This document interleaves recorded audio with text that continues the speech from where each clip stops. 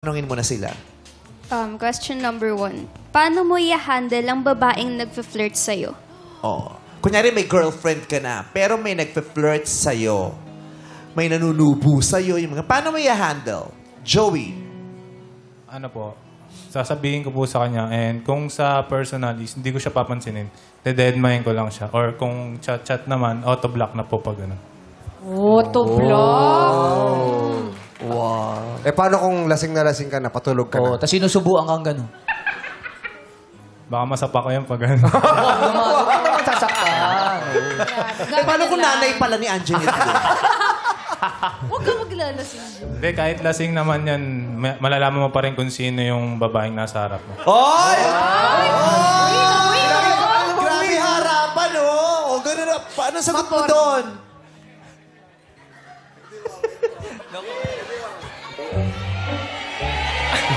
Di ba comment si Wayne? Oh, ka na lang muna.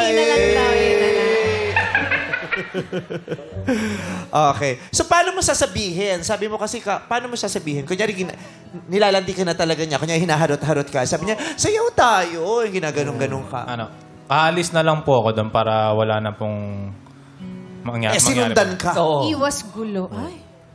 Sabihin ko po sa kanya. Ha? Sabihin ko po sa kanya para siya na mag-handle. Wala siya bahay doon. mo, andun sa bahay mo eh. Sumama eh. Para siya doon sa labas. Nakapasok sa loob. Oo. May susi pala, may susi. Nagulat ka na doon. May duplicate pala. Kailangan mo Oh, sila may-ari ng Mr. Kiwi. Nakakuha na. Quickie. Ay, ha? Kiwi. Palinisan na sa pa. Kiwi! Parang shoeshine! Mr. Kiwi. Yung nagsushine ng mga balat. Oh, siya may-ari ng Mr. Kiwi. Nagsashine siya ng sapatos ng tatay mo. Walang pag-angat. Di ba wala ko sinuportahan. Oh, Joey, paano yan? Pag siya may ari Kailangan mo siyang komprontahin. Anong sasabihin mo? Sasabihin ko ang kulit niyang babae. Alam mo na may jowa. Paano pag sinabi niya, lalaki ako? Ang Suntukan kulit na lang. mong Sunto ka na lang. So, hindi ka palandi. Dati po. Oh. dati. So, ngayon, para lang maganda sabihin. Hindi po. Mas nakapokus po siya ngayon sa work and studies ko. Kaya nandito ka ngayon, Apo. May time ka ba Kaya searchy ngayon? ka ngayon. May time ka Apo, marami makapag-date? po on time para sa babae. Lalo na kung mong babaeng yung mahal na mahal ka. Marami akong time para sa babae. Kaya nakapokus ako ngayon sa, sa work tsaka sa studies. Kasi marami akong time sa babae. Ang galing. Very consistent. Good job. Mark, ikaw! Pag ako, ano kasi ako eh, parang introvert, ambivert na tao. So, hindi ko talaga pinapansin masyado yung mga people around me. So, lalayuan ko. Tapos, o kaya alis ako sa isang place na kasama ko yung friends ko. Sabi ko, sa iba na lang tayo gumala. Tapos, kasi may girlfriend ako, alam ko yung, para makita niyo yung respect, di ba? And, ayun. Kung di ka komportable, aalis ka. Alis po ako talaga. Okay. Sean! Magiging open po ako sa partner ko. Kasi ang mahalaga po sa relationship yung open communication. So, Ano sasabihin, yung open mo sa kanya? yung nagpo-flirt po sa akin, sasabihin ko po sa kanya na may nagpo-flirt po sa akin na tao. So, gagawin mo yun after na mag-flirt. Hindi po. During po. Para po alam habang niya. ginaganon ka na niya, may nagpa-flirt sa akin. Tina-text mo lang. Siyempre po, pag nasa situation ka po, siyempre iwas ka kasi committed ka po sa partner mo eh. Committed ka po sa isang relationship. Anong sasabihin mo para umiwas ka? Siyempre, sasabihin ko po dun sa nagpa-flirt sa akin na may girlfriend po ako or may ka-relationship po ako and sasabihin ko po sa kanya na hindi po dapat namin ginagawa yung ganung bagay po. Na-experience mo na ba yun? Wala po naman. Okay. So, ayun. Iiwas daw sila. Siyempre, yun naman ang sasabihin nilang lahat, iiwas kami. Yes. Diba? Oh, pero syempre, pag nasa sitwasyon ko, medyo mag-iisip ka pa eh. Oo. Diba? Iiwas ako. Doon sa wala masyadong tao. Doon tayo. Sa main. Para walang CCTV. Parang si Jack Dawson din yan eh, di ba? Binigyan niya ng note si Rose. Titanic ulit. Sabi, make this moment count, di ba? Magkita tayo dun sa clock. Yes. And may boyfriend siya doon? Ay, Yeah. hindi. Engaged to be Engaged. married. Oo. Kaya Panoorin ko nagkita nga sila mamaya. sa clock. Nakatingin siya sa clock, tapos dumating si Rose.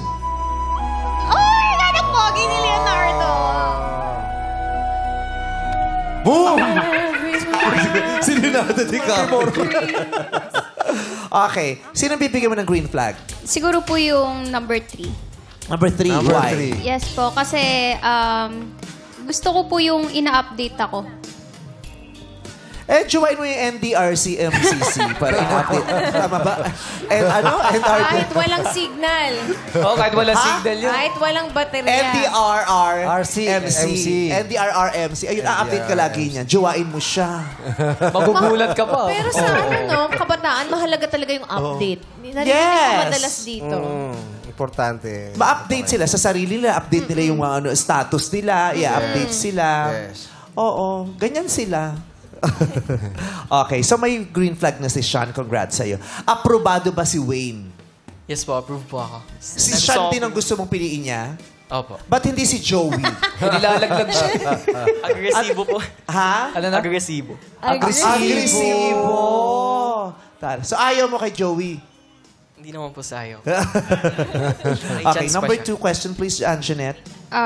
Malulungkot ka ba kung 30 ka na pero wala ka pang girlfriend? Malulungkot ka ba kung 30 ka na pero wala ka pang girlfriend? Simulan natin kay Sean, number 3. Hindi po malulungkot kung 30 na ako pero wala pa din akong girlfriend. Kasi po, mas mahalaga yung self-love. And hindi naman po sa iisa or iilan iikot yung mundo natin.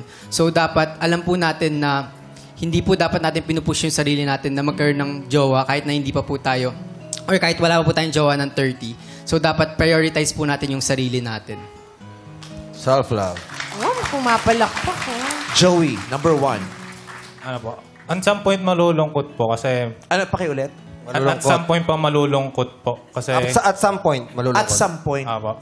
Kasi kami mga lalaki, alam naman natin na dumarating yung time na gusto natin maramdaman kung yung pagmamahal ng isang jowa, yung may nagke-care sa'yo, gano'n, yung mahal ka nung taong mahal mo.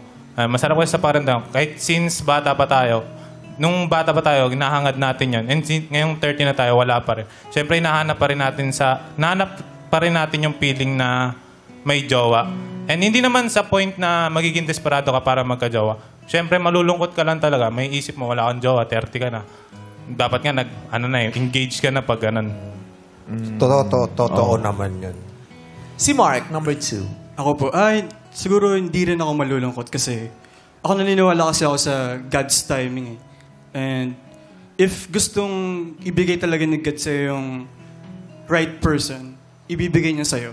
And siyempre, habang sa process, hindi siya magiging madali. Pero, marami sa atin sinasabi, nasan ba yung right person? Nasan ba yung ganito ganyan? Hindi natin isipin, tayo na ba yung right person para sa kanila? Parang ganun po. Okay. Kung mag-a-advise si Wayne kay Anjanette, Wayne, sino yung best answer? Yung best answer po yung number 2. Kasi naniniwala po ako sa God's timing is always perfect. Tsaka mahirap po kapag parang ikaw po yung namili ng, parang pinilit mo po yung relationship na gusto mo, pero hindi po yun yung nakalaan para sa'yo. Pero naniniwala ka ba na hindi nakakalungkot yun? Na single ka pa rin 30 ka kung na, 30 single years ka pa old rin. ka. Opo, naniniwala po ako. Na? Na hindi po nakakalungkot yung single ka pa rin kahit 30 years old ka na po. Anjanette, sino bibigyan mong green flag? Yung pangalawa po. Si Joey. Apo. Bakit? Tama naman po na may times na nalulungkot tayo kapag matanda na tayo, pero si God talaga gumagawa ng paraan kung ano nga ba yung para sa atin. Actually. Parang si Pinaghalo mo Trey yun. yun. Si Mark ang nagsabi. Hindi, ng si Joey lang ang nagsabi ng at some point malulungkot ako. Parang umamin siya na, Tama ba? Yes pa. Oo. Talaga namang, tsaka pangalawa daw eh. Pangalawang nagsalita. Apo, yung pangalawa. Si Joey nga yun. Ayaw mo ba kay Joey, Bong? Hindi. Hindi, kasi sinabi niya about God eh. Kay Mark galing. Yung God kay Mark galing. Oo, parang paghalo timing, ata. perfect niya. timing. Oo. Paghalo ni Anjanette. So, ayun. Pero talaga naman, valid naman yung kung malungkot ka. Oo naman. Diba? Oo It's a naman. valid emotion. Diba? It's a valid emotion. Pero hindi naman Huwag nangangahulugang, mastak doon. diba? Nakakalungkot naman. Actually, kahit nga hindi 30, kunyari, ano ka na, benching ko ka na, tapos lahat ng Kaibigan kaibigan mo mo, may meron jowa, na. tapos ikaw kahit una wala pa. Mga kabatch mo, Nakakalungkot kabarkada. din Oo naman yun. naman. Kahit Oo pa nakakaramdam tayo ng insecurity, di ba? Yes, inggit. Hindi yun mali valid na maramdaman mo yun. Correct. But you must do something about it. Yes. Di ba? Damahin mo lang yun, pero wag kang papayag din na ilulugmok ka niya, tama. gagapiin ka niya, yayakapin ka niya na puro sadness na lang at ano. Pero that's a valid emotion. Doon papasok yung sinabi ni Mark, God's perfect time. Oo, correct. Parang nakakalungkot, pero ganun eh. Antayin ko na lang bibigay ni Lord. Yes. So, congrats sa'yo, Joey. May green flag ka na rin. Last question, please. Paano ba magmahal ang isang Gen Z? Oh. Gen Z. Kayabyab, Ryan Kayabyab. Gen Z. Generation Kayabyab. Paano daw ba magmahal ang Gen Z? Tanong natin si Mark, number 2. Ako po, bilang Gen Z, patingin ano pa rin ako eh. Parang hatid pa rin kita, update pa rin kita pag alis ako, and parang alam mo yung quality time, bibigay ko pa rin sa'yo. And, ayun. And, yun lang po. Thank you very much.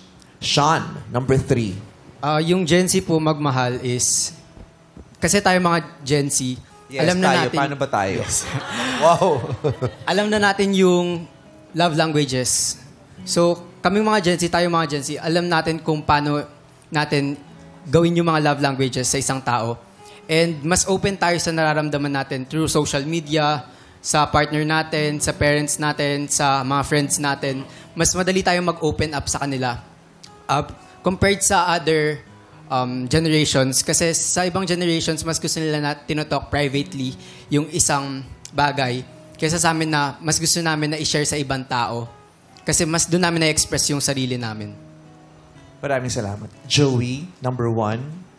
Parang same lang din po nung sinabi niya, pero may... Thank you very much. Pero May konting pagkakaiba lang po. Pero Kasi hindi naman lahat ng nagmamahalan or nasa isang relationship is gusto sa social media yung i-express yung feelings nila. Yung iba gusto naman sa private, ganun. And yung same na naman sila ng pagmamahal like other generation, which is yung nagde-date, ganun, nagbibigay flowers, chocolates, and lumalabas, yun, kasama family. And yung pagkakaiba lang talaga sa ibang generation is yung ibang nasa relationship, hindi alam yung meaning talaga ng pagmamahal. Kasi yung iba, mawala lang yung kilig, yung masaya na nararamdaman sila sa relationship is iniisip nila, hindi na nila mahal yung tao, ganun. Tapos yun, naghahanap sila ng ibang babae para doon hanapin ulit yung kilig. Honeymoon phase. Dahil pa lang naidagdag. Oo. Pasensya ka na, Joey. Alam pa. Anjanette, nag-iisip si Anjanette. Oo, syempre, last na yan. Sino ba ang makakakuha ng huling green flag?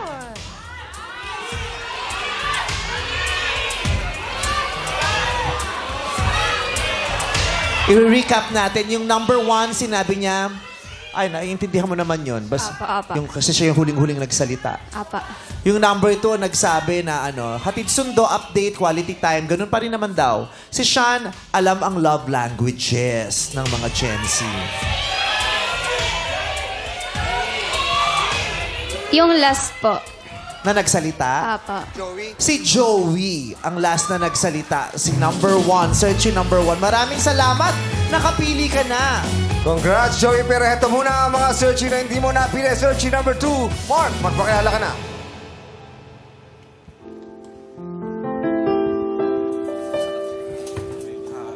Hi, Anjanette. Nice to meet you.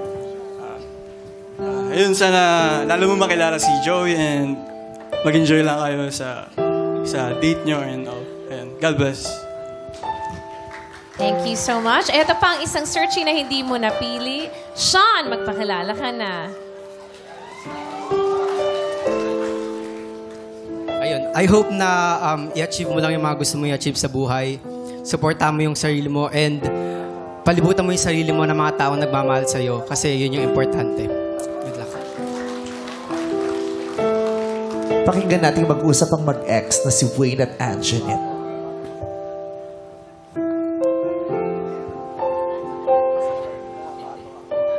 Says, thank you. Alam ko na madami ka natutunan sa relationship natin and sana maging successful ka sa kung ano mang path yung tinatahak mo sa buhay. Yun lang.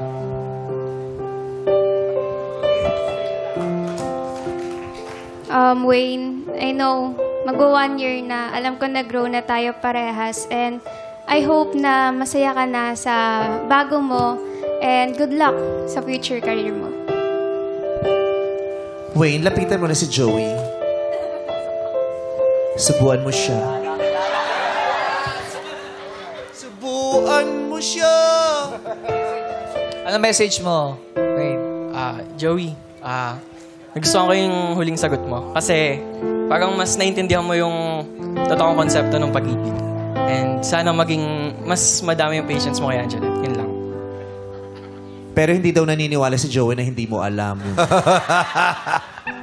Joey, tabihan mo na si Anjanette.